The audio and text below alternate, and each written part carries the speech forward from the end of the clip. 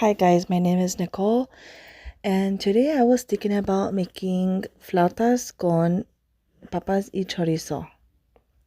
So right here I have already peeled some potatoes and I'm just rinsing them right now.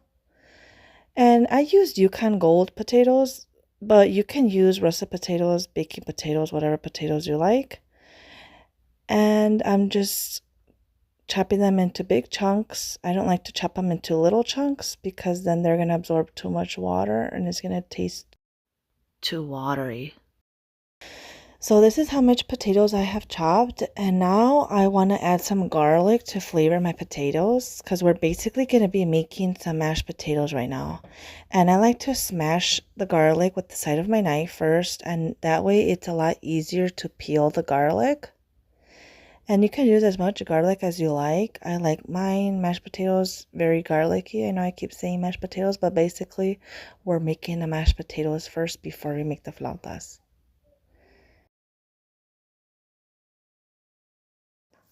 Now we're going to take them to the stove. And I did want to point out that whenever we do mashed potatoes, we want to put it in cold water. I don't exactly remember why. I think it has something to do with the starches. And we're going to bring it to a boil first and then reduce it to a simmer. And you just want to cook the potatoes until they are fork tender. Okay, so my potatoes are almost done. They're almost cooked. So I'm going to add some chorizo. And this is pork chorizo.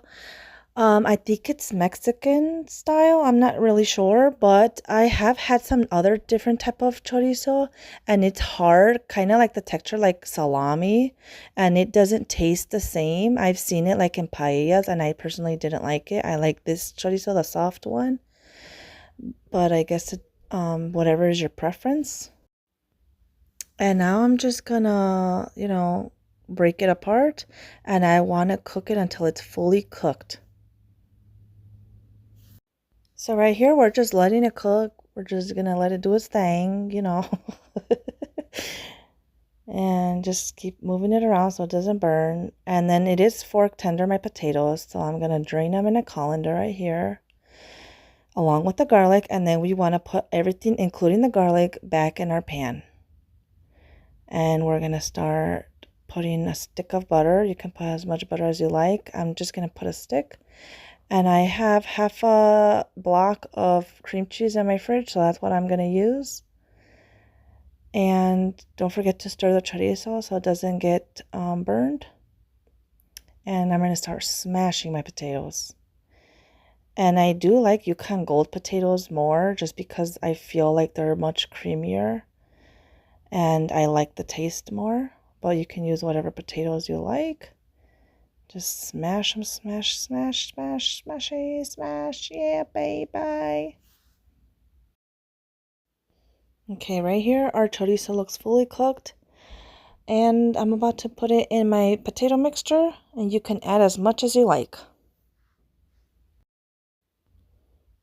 Now I'm going to add some freshly ground black pepper.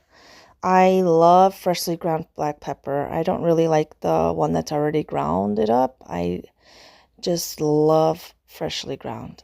And now I'm going to add some Knorr Suiza, some chicken bouillon powder.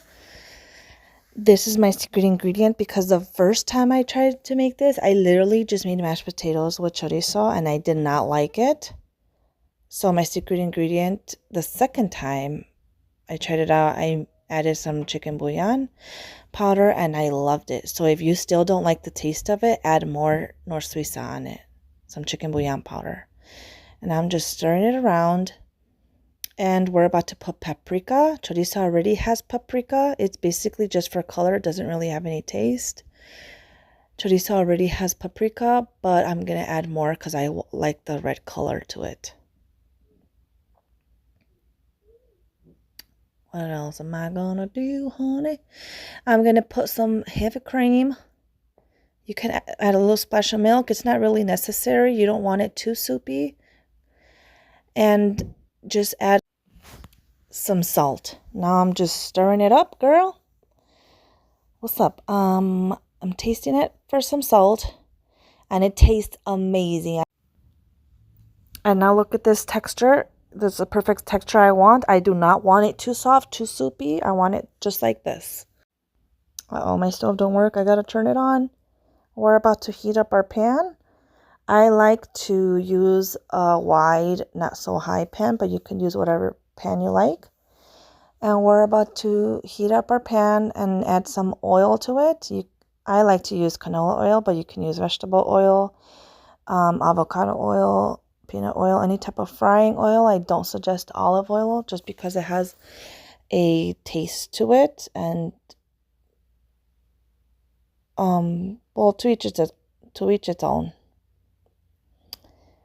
And we're about to heat up our tortillas. So if anybody wants to sponsor me, I love El Milagro tortillas. That's my favorite brand of tortillas. I cannot live without them. Thank God they have them here in Michigan. Those are my favorite brand. Mine and my husband's favorite brand. And we're going to heat them up. You can heat them up in the microwave, but I don't like to because sometimes they break and they get stuck together. We're going to heat them up in the stove right here. Okay, so while our oil is heating up, I'm going to heat up my tortillas right here on the stove. I like to heat up 3 at a time. And, we just want to do it for a couple seconds each side, just so they become a little pliable, because when they're cold, see how they don't fold very well. They're not very pliable. So we just want to heat them up just for a couple seconds, just until they're able to roll easily without cracking. And I like to have my heat on medium-ish, medium-high, not too high because then they're going to start to burn. And come over here, guys. I'm about to start filling up the tortillas with our potato and chorizo mixture.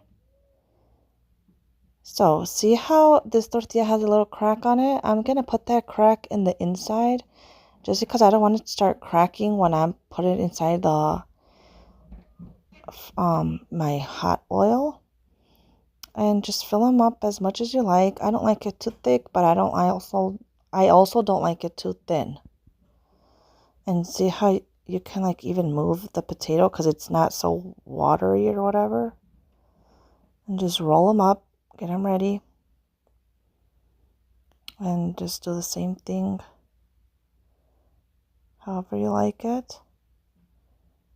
Another reason why you don't want your potato mixture too thin, because you don't want the potato, you're going to notice that when we fry them, the potato kind of floats in the oil. And after a while, it starts to burn because it's in the oil. Even though you're doing batches, you're just leaving it in the oil for so long. Well, you'll see when you start frying them. So I feel like this way, when it's a little bit thick, it doesn't float as much. And, you also want a little texture to your flautas. Every time you cook, you want to think about the taste, texture, how it looks, everything. You know what I mean? So I have a couple rolled up right here. And what I like to do, see this open side kind of, like the part that you're going to close it up, I like to put it face down. And that way, when it's ready to flip, when you flip it, you don't have to worry about it opening up or putting toothpicks on. So this way is easier for me. I just like to put that part down first. And so you also don't want to overcrowd the pan because then they're going to steam instead of frying. That's another frying tip for you, honey. And what else? What else am I going to do? I'm trying to fit this one in, but you'll know when they're not ready to flip because then they don't want to move easily. And you don't want to leave tortillas stuck on the pan. It's not good. So while they're frying, I like to get my paper towels so that the flautas can drain. Get everything ready. My mise en place. My mise en place is basically get everything in place. And I'm just going to get a paper plate because Excuse me. So see right here how on the sides, they're like getting a little color to them. So that's when I know they're ready to flip without them making a mess, opening up and stuff. So I'm going to start flipping this one over. That one I had already flipped, but I'm just trying to show you that the sides and the other ones, they're already have a color to it. See how they're not opening up? And we didn't have to use a toothpick and make a mess and all that. So I'm just going to flip each one individually. Not all of them are going to be ready at the same time. You just have to use your own judgment, I guess. And when I fry, I like to leave a little rag on the floor right here by the pan, just because I don't like when my floor gets slippery, then my kids are sliding and stuff. So I'm just going to flip them over when they're ready. And these look a little ready. I could feel the back with my hand. Be careful because they're hot. And they do feel a little crunchy. So I'm going to drain up a little bit right there on top of the pan. And I'm going to put them on my paper towel. And be careful you don't put the paper towel next to the flame, because I did that once and the paper towel caught on fire. But don't worry, everything was okay. But it is kind of dangerous, so I just like to have the plate kind of far. Make sure it's not close to the flame.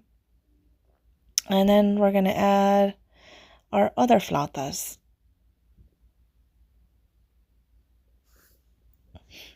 There you go. And this is going to make a pretty good amount.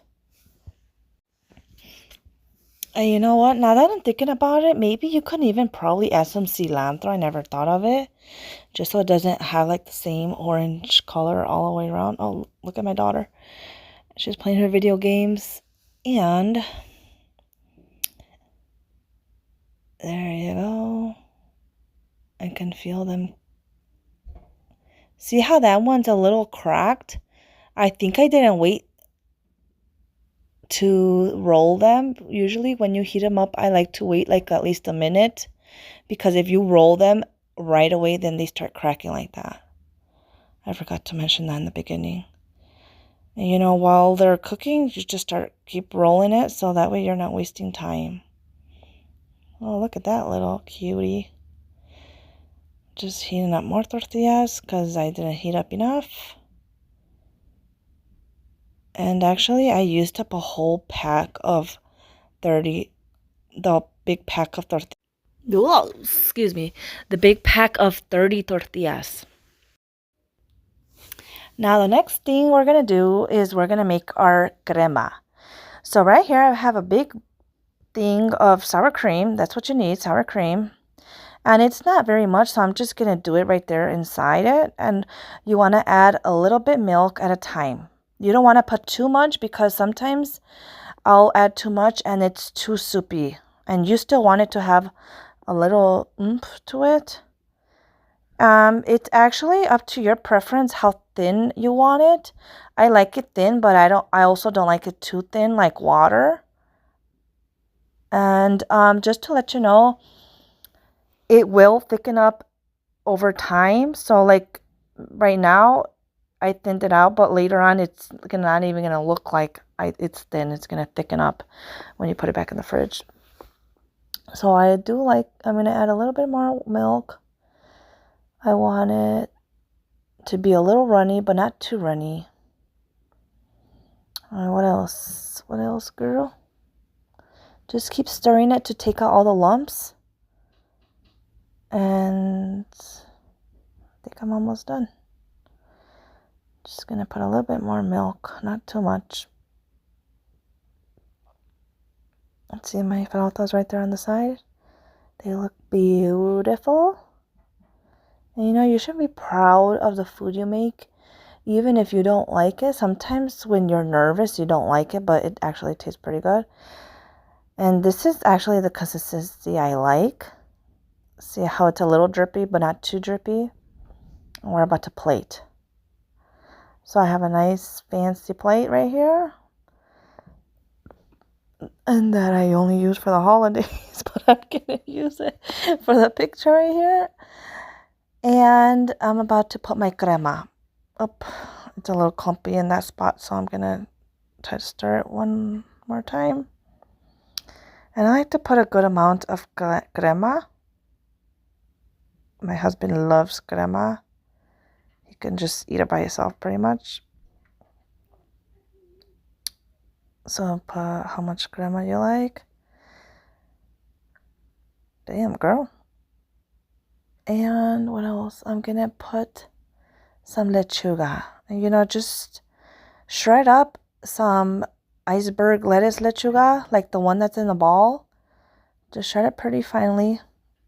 How much you like. You can just add. And what's next? I'm going to put some of my salsa right here. I think I'm only going to put them in 3 of the flautas because I want my son to have some. I want him to try it on the video. And he doesn't like salsa, so I'm not going to put salsa on his. Uh-oh. And then next, we're going to put our queso fresco. And you don't have to put all these toppings, but I like to put these toppings on. It tastes amazing with the queso fresco. And yep, just put how much cheese you like. Okay, so just finishing up here, and I'm about to ask my son if he wants to try a flauta with me. And I don't know what I'm doing right here. Raising my hand. Oh, it's me, Aiden. I'm about to try some flautas. My mouth is watering because I like these so much. Can I have one? Sure. Okay. That's the one without salsa. Okay, I'll have it. Mmm.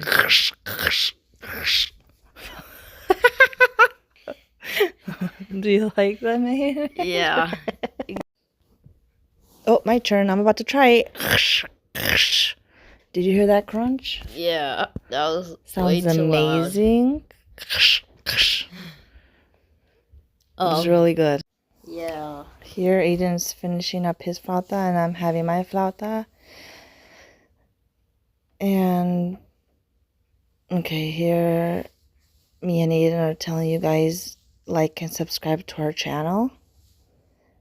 And if you have any recipes you guys would like to know about, just comment it down below and I'll do it for you guys. Peace out, honey. This is the part I'm telling you guys to just let me know if you want a recipe. Bye. Have a great week. Love you guys.